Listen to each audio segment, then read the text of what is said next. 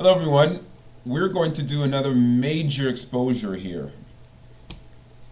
The person is Neale Donald Walsch. Neale Donald Walsch is very popular for his book Conversations with God. This is a fraud. This is another God man pretending to be spiritual. Neale is a complete fraud and must be exposed for what he is, because cutting people slack is not a sign of love, because it's letting them continue with their darkness, and they must be cleansed eventually. So, Conversations with God, he wrote. That was the first book, very popular. Now, here is a photo of Neale and Eckhart Tolle. Anytime you see the name Eckhart Tolle, you should think of Oprah Winfrey.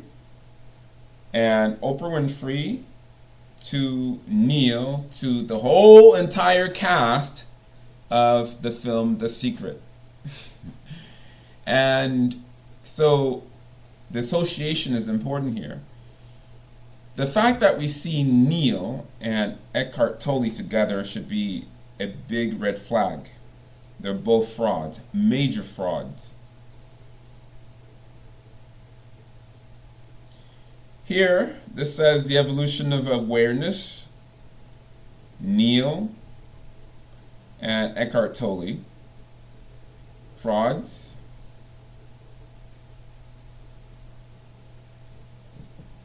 Again, the two together again. Here we see Eckhart Tolle and Oprah Winfrey. Oprah is a man, a transformer, a deceiver in so many ways. Anytime you hear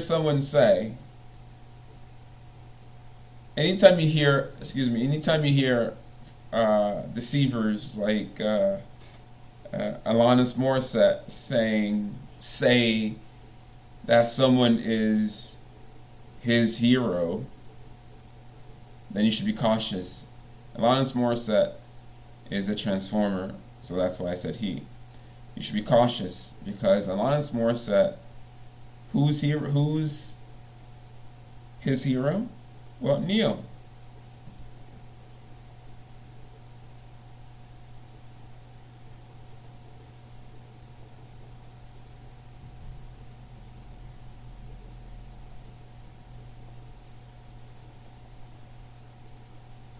That almost looks like a secret handshake there. All right, we're going to move on to Larry King Live. Larry King, where are you?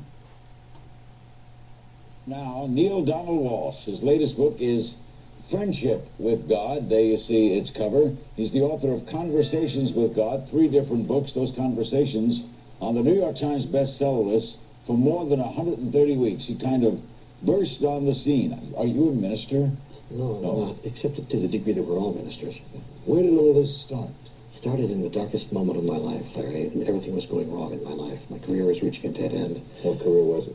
I was a radio talk show host, actually. Many have ridden that road. And reached the same dead end. So it wasn't going anywhere? No, it wasn't. This was how long ago? Oh, about 4 years ago now.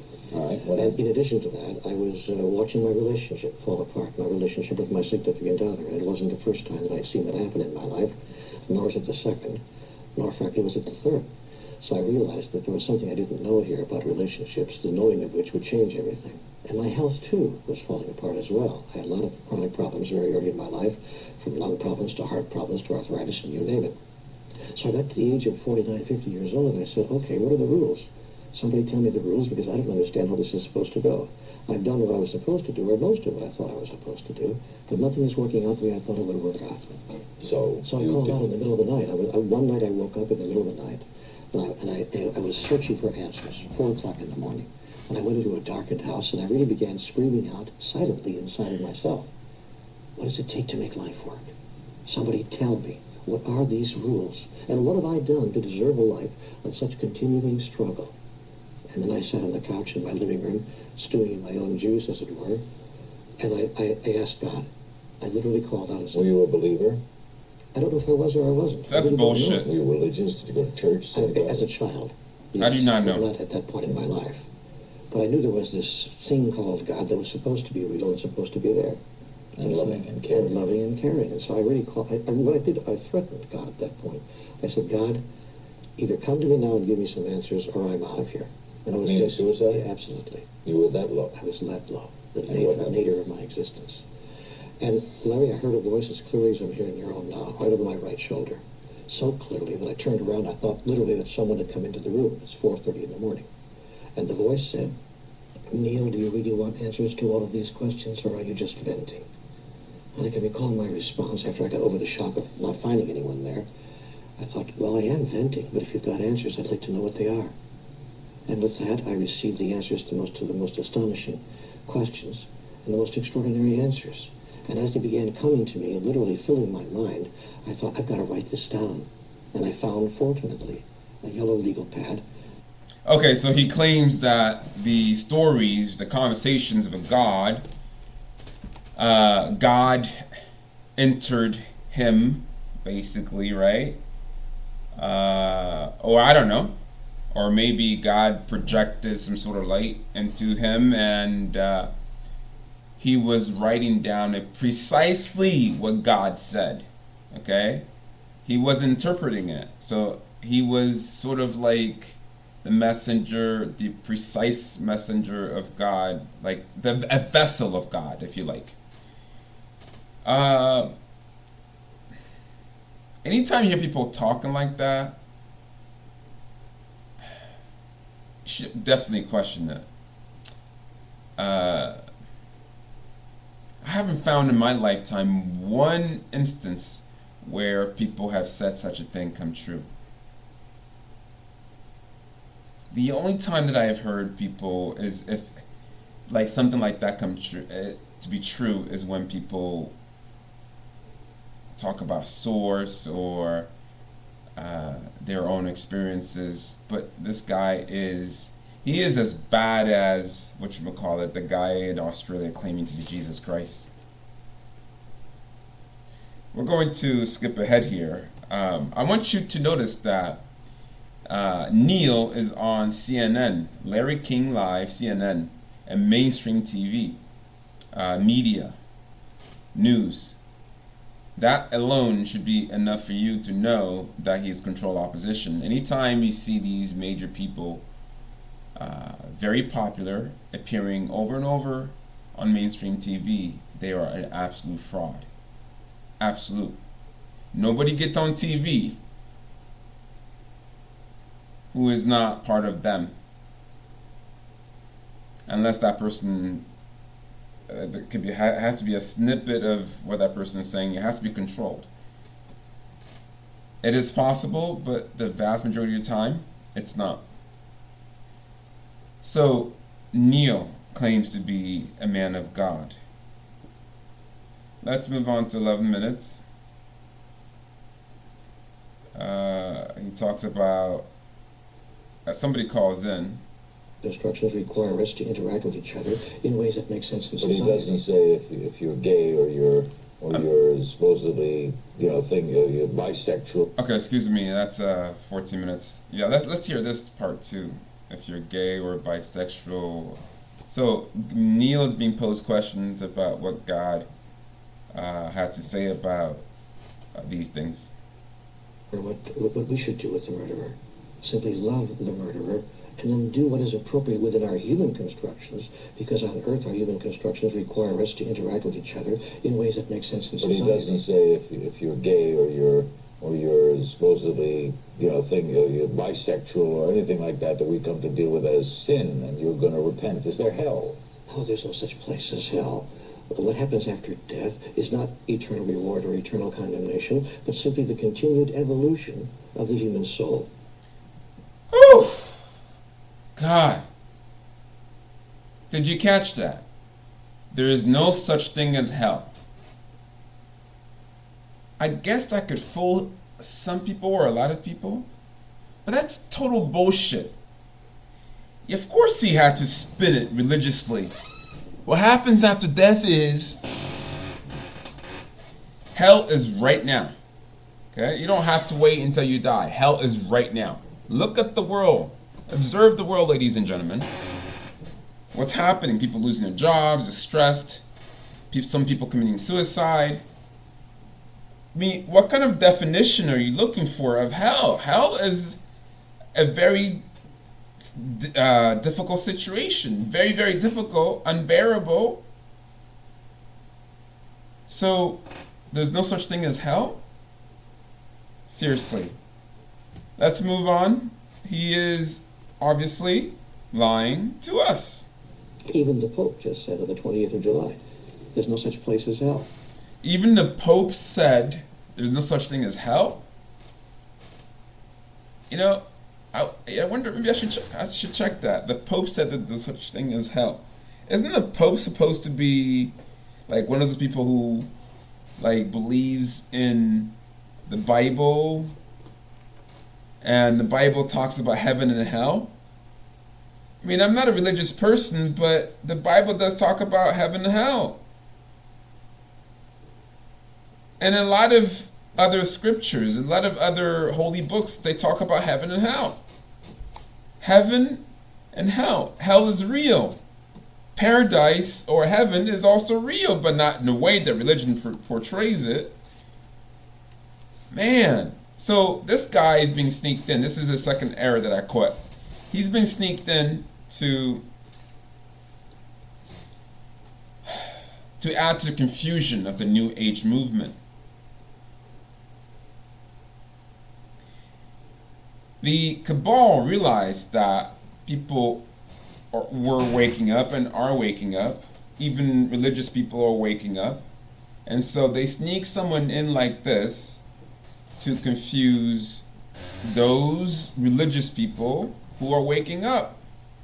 And most people are religious anyway. Science is religion. Atheism is a religion.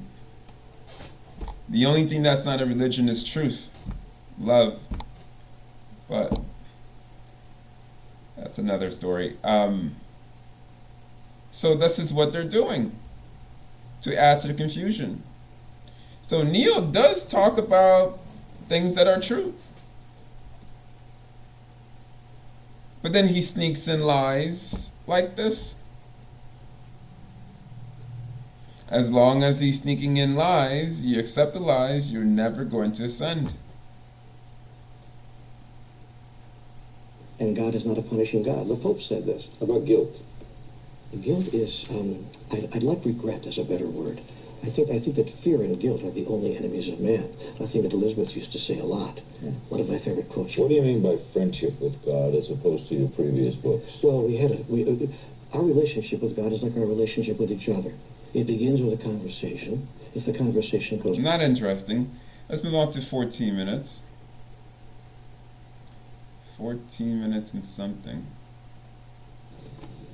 Canal Fulton, Ohio, for Neale Donald Walsch. The newest is Friendship with God. Hello.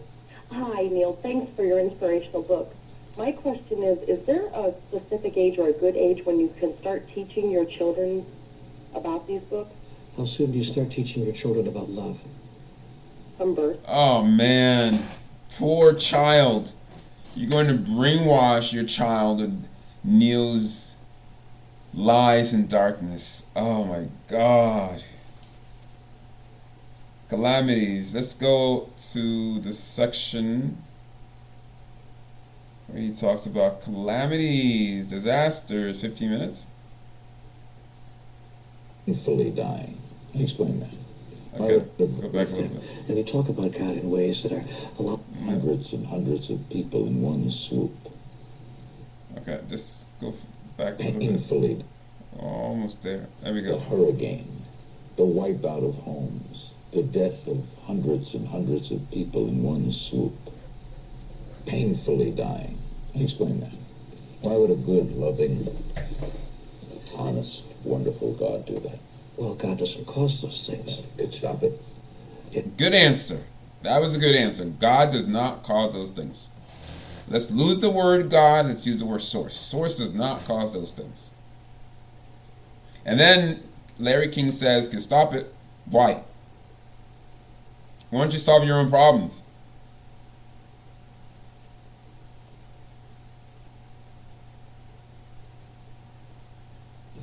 Why would a good, loving, honest, wonderful God do that? Well, God doesn't cause those things. Could stop it. Yes, I suppose what... Okay, this is a big topic here. God could stop the problems of the world. Why is there chaos? Why is there suffering in the world if God exists, if God is a loving God? How many times have we encountered this topic in our lives? I have many, many times. Okay, let me just put it this way. We are that which we call God. I don't care how you look at it. If you want to call yourself the child of God, that's fine. I am a child of God. We are the children of God. Okay. But let me ask you a question. Doesn't the child of God have certain God rights, eternal rights? You have to beg for those things? If you take a seed and you plant a seed, don't you have to plant it? Doesn't a seed grow to be a tree? Doesn't a seed grow to be a plant? Doesn't the seed have the same potential as the full version? What is this big thing about having God solve our problems? Why do people get stuck on that? I guess our DNA has been altered, so therefore we're always looking for a savior.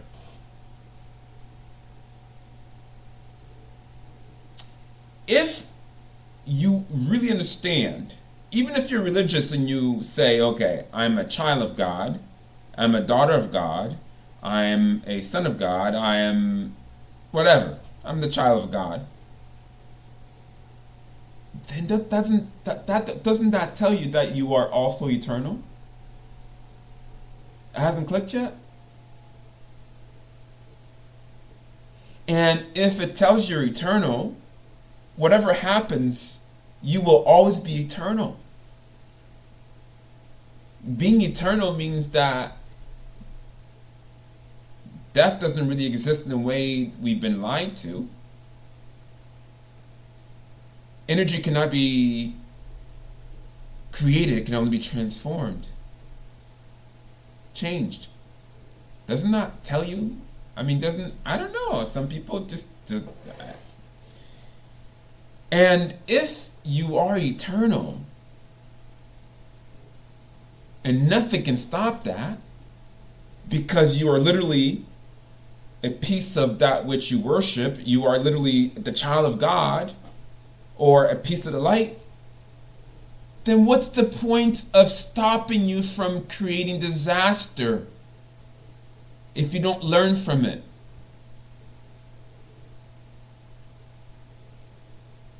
If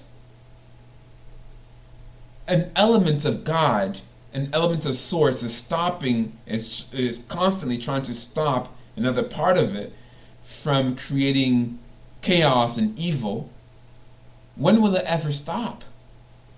That's an eternal battle. That makes no sense. So, it makes no sense for quote-unquote God to be solving our problems. We can be helped, but it makes no sense for quote-unquote God to be solving our problem. Because we are literally that which is, will, and will always be. Punto final. No one imagines that God could stop it, but you see, every life experience is placed into our reality for a particular reason, to provide us an opportunity to be and declare, to know and understand, to announce and to fulfill who... Okay, he's just bullshitting. Let's go to 18 minutes. So we're putting together the New Millennium Peace Foundation with Grandmaster Sun Lee, who's a spiritual figure in South Korea. And we're going to start in South Korea, in Seoul, next year, and begin there a series of worldwide conferences where we're going to call together all the great spiritual leaders of the planet and ask them to use their influence in a very public way and to say to the people, what can we do, if anything, to bring us together again? What can we do to unite North and South Korea? 50 years, Larry, they've been apart. And I want to know, where is the spiritual leadership? None. Spiritual leadership is not in these people. The Pope made an extraordinarily courageous trip to Israel recently, and that was an important overture. But why did it take so many hundreds of years to do it? Is the real question. Back with more of Neale Donald Walsch. All right. Here's another major point here is when he talks about calamity. Well, we already spoke about, more calamities. Specifically, Hitler. He defends calamities because, quote unquote, well, I don't remember the exact words, but basically, he's in favor of evil. This is let's play it for you so you can hear for yourself. As evil does, and nothing is evil less thinking. Let's go back. Sure, a rose by any other name is still a rose. So what does God say he or she is? Why God says, first of all, what I am is the real question is, what am I not? There is nothing that I am not. So God says what I am is all that is, all that was, and all there ever will be. So he's evil too. Indeed, if in fact you assume that God is the all of it, but evil only is as evil does, and nothing is evil lest thinking make it so. So you get into a real intellectual discussion of, in fact, what is evil. And you and I can agree on what evil is, and then 2 years later we might both decide that... Well, we'd all agree that, say, Hitler was evil. Yes, we might. We might all agree on that. Yes. Well, indeed. Indeed, I think within the context of our human experience, we would, of course, agree that Hitler was evil. But just supposing, that God said, I'm going to send a soul to the earth to show humanity to itself, for the purpose of lifting humanity above what it had become and what it had sunk to. Supposing I gave an assignment to a soul, you're going to go down there and you're going to be the worst of it, and the end result will be that the human race will lift itself at least one notch above that. But a lot of people are going to pay a price for it. Indeed, if you consider death a price, they have paid a price for it. But supposing that there was a larger tapestry that we can't see, just supposing we're so close to the tapestry that all we see are the threads, and we can't see the tapestry itself. So I think that we have to stand back and take a look at the whole picture. I think God loves it. Okay, so what I understood from that is a negative plus a negative is a positive. So if God, source, decide to send someone down to create more havoc in the universe, that is okay to teach humanity a lesson. Or how about the whole COVID-19 that's going on with the vaccinations that they're gearing up for to control Bill Gates at the head of it, to control the human population, the growth. Okay, well, that's necessary. The Ohio Stone indicate, they talk about that, the alien languages that we speak as human beings, English and Arabic and so forth. So it's necessary to wipe out as many people as possible. That's necessary evil. It was necessary to wipe out Native Americans. It was necessary to wipe out black people. And eventually it would be necessary to wipe out other races, right? Okay, as in order to eventually have peace in the world. That is one of the biggest bullshit, lunatic argument I've ever heard in my life. One nation more than another? No, there's no one nation under God. There are no chosen people.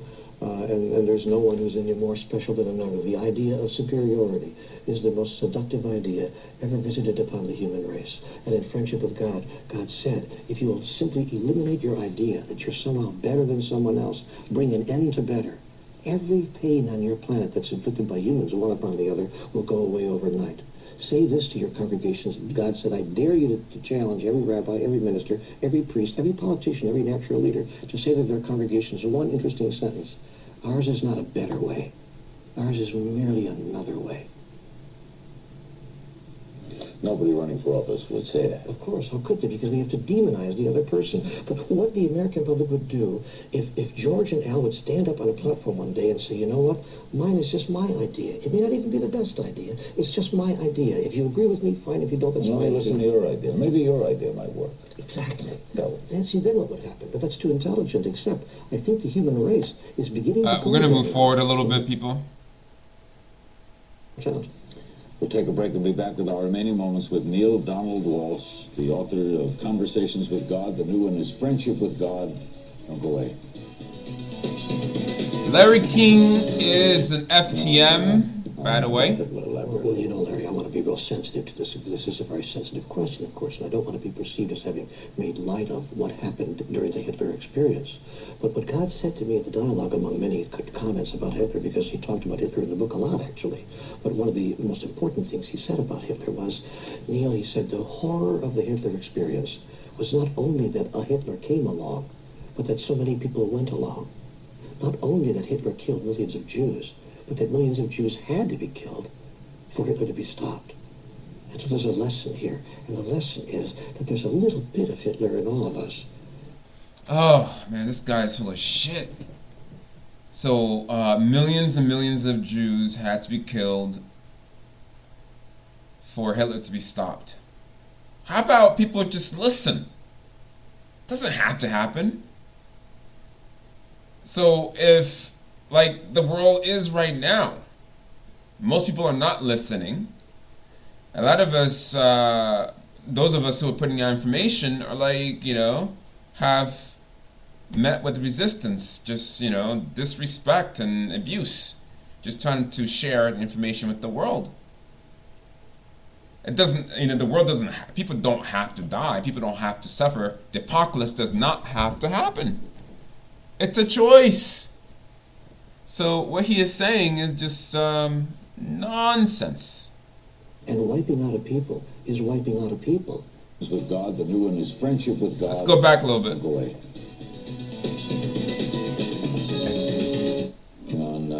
On about Hitler. Well, you know, Larry, I want to be real sensitive to this. This is a very sensitive question, of course, and I don't want to be perceived as having made light of what happened during the Hitler experience.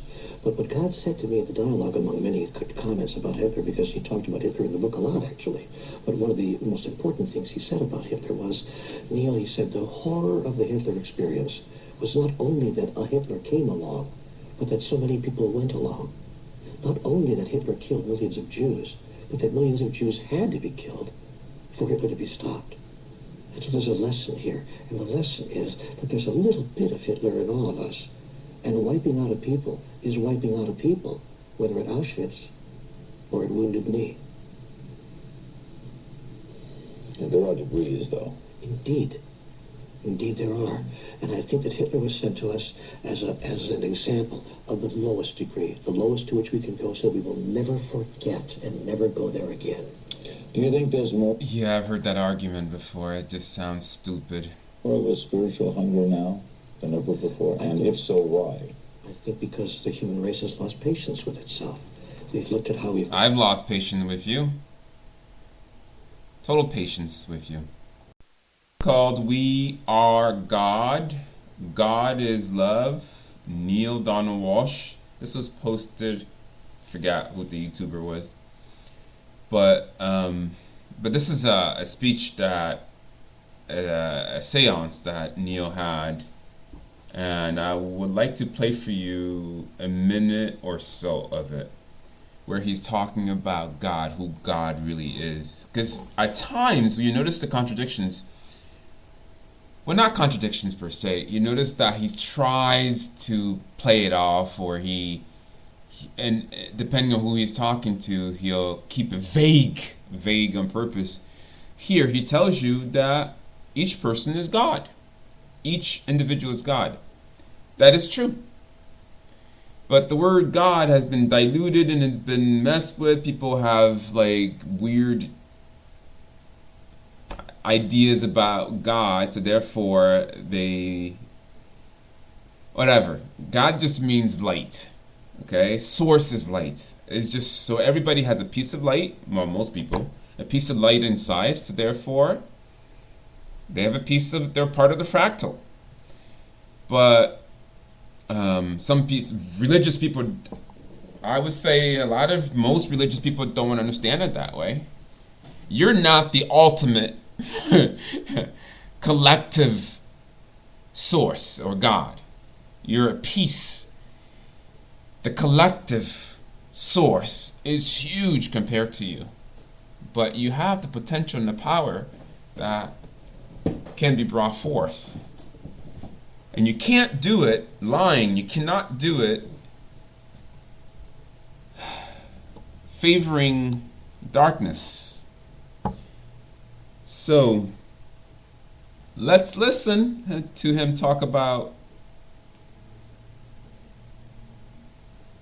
God. Proceeds. But that's really what I'm meaning to say. God is with us all the time because of course, she can't be other than with us. So God is with us, so God is the other. Okay. Since there is no other place to be except right here, right now. And since there's no other person to be with except that which God is, which is you. Whoa. Because at first he sounded like he was saying God is the other, it's separate. And then he says God is you. I mean, I think he's trying to confuse us. Because I would have made that quite clear. There is a separate big light called source, which most people refer to source. Call God, which most people call source, which most people refer to as God. And there is the universe that has a small piece of that light in there, in the universe. The universe is separate from source. It's in the middle of nowhere, and that's where we are. We're in hell. I could understand that, but the fact that he leaves things vague so that you get to choose which part you like troubles me. We are in hell. We don't have to wait to die to know what hell is. Separation. I promise you, the problem is misidentification. Yeah, it is. It is. The problem is misidentification. Yes, it is. Is that it? No. When you are willing to identify yourself as that which God is. Okay, so he said it again. If you're willing to identify yourself as God, then you will feel God in you. See, I can never get these little explanations.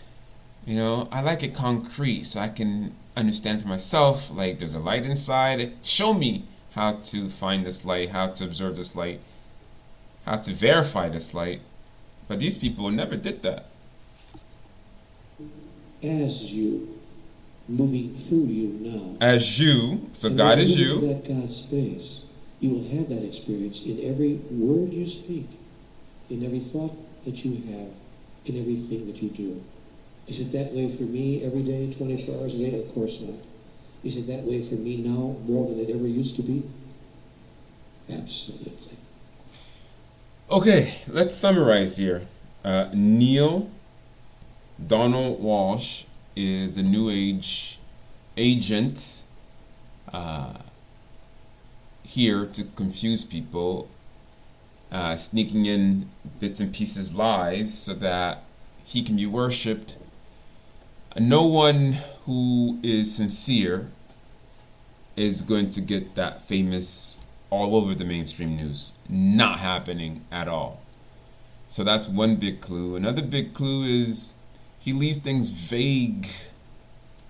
He tells you part of the truth. Oh, you are literally that which you worship, but doesn't really tell you how that works, right? And of course, the extreme religious people, or just, I don't know, whatever you want to call them, they don't like Neale, right? I could understand you not liking Neale or saying he is a fraud, but don't use the wrong reasons. Don't say because he's incorrect about the notion of God being in you. I saw some of these things on the internet, and I'm like, this is just nonsense. Let's expose this guy for the fraud he is, and let's not use religion to expose him. Let's not use science. Use our light inside, our intuition. So this guy is very dangerous, and you need to watch out for him. Neale Donald Walsch is an agent of the cabal.